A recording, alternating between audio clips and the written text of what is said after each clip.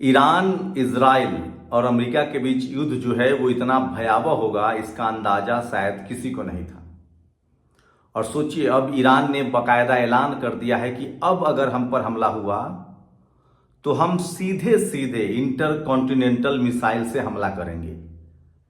ये सबसे बड़ा ऐलान जो है वो ईरान ने किया है। उसके बाद से दुनिया में कोहराम मचा हुआ है और दुनिया भर के देशों को लगता है कि क्या ये युद्ध परमाणु युद्ध की तरफ बढ़ गया है। क्या ईरान को आशंका है कि सनकपन में डोनाल्ड ट्रंप ईरान पर परमाणु हमला कर सकता है, क्योंकि ईरान लगातार उसके शिप को डुबा रहा है। आज भी एक बड़ा तेल शिप को ईरान ने डुबा दिया।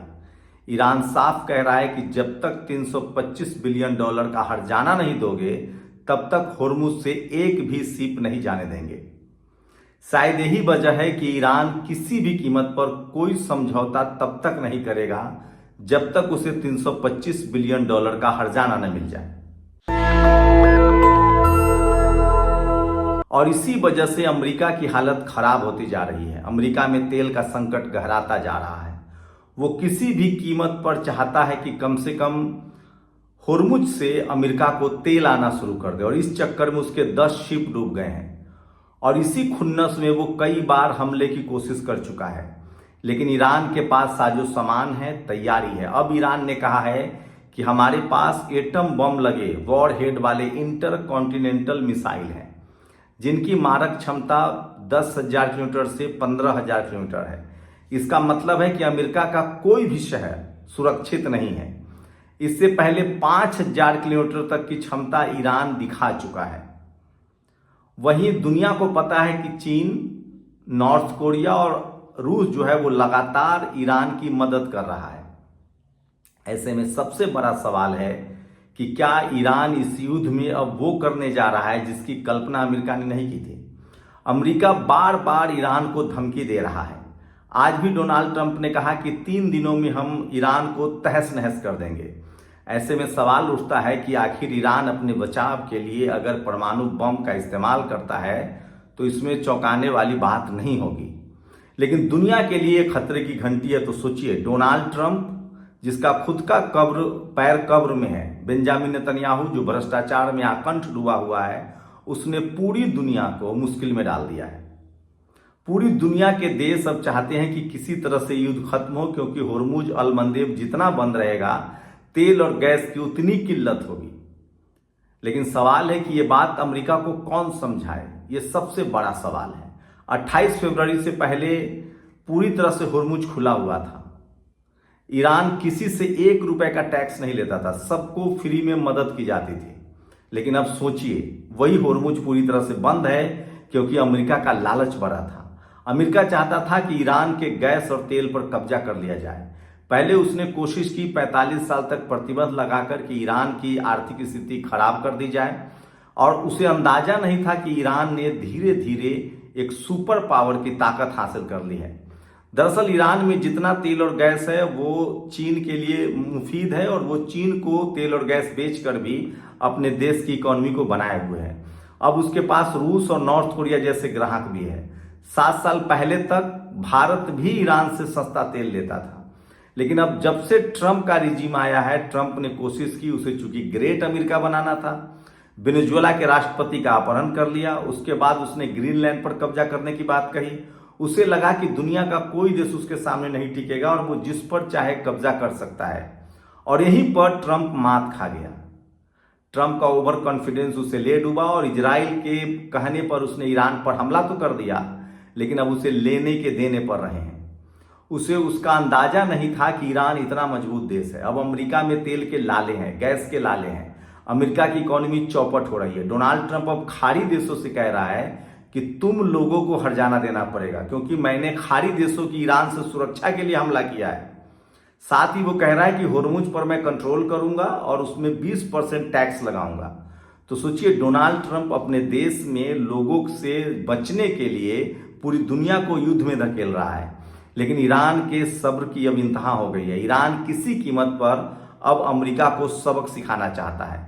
या तो समझौता ईरान के मुताबिक होगा, या अमेरिका अपने शहरों की बर्बादी के लिए अब तैयार रहे, क्योंकि ईरान ने ऐलान कर दिया है। और इस युद्ध में ईरान ने जो कहा है उसको किया है, क्योंकि हम सब ने देखा है कि ईरान ने कभी भी झूठ नहीं बोला है। तो ईरान अमेरिका का युद्ध जो है वो अहम मोड़ पर पहुंच गया है और अब किसी भी कीमत पर ईरान इससे वापस नहीं आना चाहता। ईरान के मंसूबे साफ हैं। ईरान ने झूठ नहीं बोला है। अब उसने 500 ऐसे मिसाइल का दुनिया के सामने नज़ारा पेश किया है जो इंटरकॉन्टिनेंटल है, जो बैलिस्टिक मिसाइल है और जिसकी मारक क्षमता 10,000 किलोमीटर से ज़्यादा है। ईरान की बात इसलिए भी भरोसे लायक है क्योंकि अमेरिका की जो इंटरसेप्टर्स है या उसका जो एयर डिफेंस सिस्टम है वो नकारा साबित हुआ है। खाड़ी देशों में उसका जो इंटरसेप्टर्स है थार्ड, वो पूरी तरह से फेल है। एक भी खाड़ी देश ऐसे नहीं है जहां अमेरिकी अड्डों को नुकसान नहीं पहुंचा है। तो इसका मतलब है कि अमेरिका का जो बायो डिफेंस सर्विस है वो फेल है, उसका एयर डिफेंस सिस्टम फेल है, रडार फेल है। और ऐसे में अगर वॉर हेड जो जिसमें एटम बम वॉर हेड होता है और इस तरह की इंटरकॉन्टिनेंटल मिसाइल से अगर ईरान ने हमला किया तो यह अमेरिका के लिए सबसे बड़ी मुसीबत होगी। और सोचिए, वैसे भी अमेरिका के साथ अब कोई खड़ा नहीं है। चीन ने पहले ही कई बार धमकी दी थी। अमेरिका ने जब कहा कि हम होर्मुज से किसी को भी तेल नहीं ले जाने देंगे, तब चीन ने साफ कहा था कि अगर हमारे शिप को टच भी किया, क्योंकि हमारा ईरान के साथ बायलैटरल द्विपक्षीय संबंध है, अगर हमारे शिप को या ट्रेन को टच भी किया तो हम तुम्हें नेस्तनाबूद कर देंगे। सोचिए, चीन से एक बड़ा कार्गो ट्रेन रूस गया था। अमेरिका ने भले उस ट्रेन पर हमला नहीं किया, उस कार्गो मालगाड़ी पर हमला नहीं किया, अमेरिका ने पटरियां उड़ा दी, लेकिन उसको 24 घंटे में दुरुस्त कर लिया गया है। कहा जा रहा है कि चीन जो है वो लगातार इन्हीं कार्गो ट्रेन से हथियारों की सप्लाई कर रहा है और वही रूस जो है वो पूरी तरह से अब ईरान के साथ खड़ा है, क्योंकि यूक्रेन की जितनी मदद अमेरिका कर रहा है इससे रूस खासे नाराज है और वो भी अब इस युद्ध में उसे लग गया है कि अब किसी भी कीमत पर इस युद्ध को कंटिन्यू करना है और अमेरिका को सबक सिखाना है। वही दुनिया भर के देश डिप्लोमेटिक रूप से बात करें तो वो ईरान का साथ दे रहे हैं, अमेरिका का साथ छोड़ चुके हैं। अमेरिका के साथ दुनिया में कोई नहीं खड़ा है। एक इजराइल और अमेरिका दोनों एक दूसरे के साथ हैं। वहीं ईरान के लिए लड़ने वालों की बात करें तो लेबनान है, फिलिस्तीन है और यमन के लड़ाके हैं हूती। तो ये बड़ी सफलता है ईरान की। वहीं खाड़ी देशों ने अब तक हमला करने का कोई औपचारिक ऐलान नहीं किया है और वो हमला कर भी नहीं सकते क्योंकि उनके पास इतना विज्ञान नहीं है। तेल के दम पर उन्होंने बिल्डिंगें जरूर खड़ी की है, लेकिन उनके पास न तो इतने ड्रोन्स हैं न मिसाइल्स की तकनीक है। और उनको लगता है कि जब अमेरिका खुद अपनी रक्षा नहीं कर पाया तो हमारी वो रक्षा क्या करेगा। इसी वजह से ईरान की मुश्किलें जो है वो आसान है, क्योंकि खाड़ी देश उस पर हमला करने के लिए तैयार नहीं है। अमेरिका की कोशिश थी शुरू से कि युद्ध को शुरू कर दिया जाएगा, खाड़ी देश ईरान पर हमला करेंगे, बीच में वो डॉलर भी कमाएगा, अपने हथियार भी बेचेगा। लेकिन अमेरिका की हालत आप समझिए। अमेरिका के शुरुआती झटके के बाद ईरान ने उसके सारे जेट गिराए, उसके युद्धपोत को डुबाया, उसके जो खाड़ी देशों में लगभग 200 के करीब जो सैनिक अड्डे हैं वो तबाह हो गए हैं। उसका पूरा पेट्रो डॉलर कारोबार तबाह हो गया है। खाड़ी देशों में जितने भी तेल का कारोबार था वो सब डॉलर में होता था और इसका सीधा सीधा फायदा अमेरिका को मिलता था।